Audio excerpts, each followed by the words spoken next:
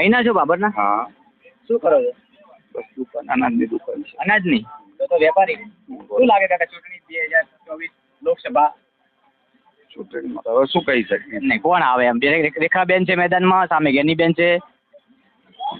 ભાજપની સરકાર છે એટલે ભાજપ આવે, પણ જ્ઞાનીબેન એ સક્ષમ ઉમેદવાર છે.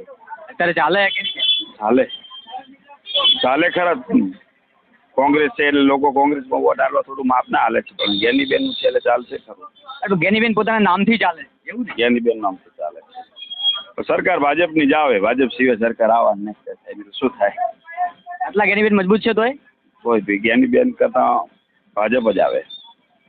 મતલબ રેખાબેનનું નામ નહીં ચાલતું, ભાજપનું ચાલે? ભાજપનું ચાલે.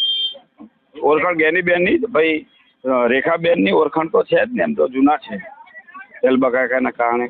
આ ગલબાબાની પૌત્રી છે એટલે પણ ગ્રામીણ વિસ્તારમાં પણ જુઓ તો મતલબ ગેનીબેનનું અત્યારે પ્રભુત્વ વધારે જોવા મળી રહ્યું છે.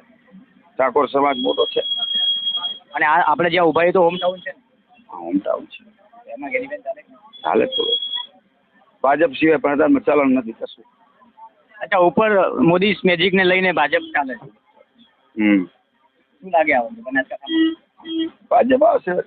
પાકું? પાકું ના કહી શકું. પાકું તો હું કઈ રીતે કહું? એવું છે? હા, પાકું તો હું ના કહી શકું. એક સામાન્ય માણસ, એક જનતા, આપણે શું કહી શકીએ? હા, એ સાચી વાત.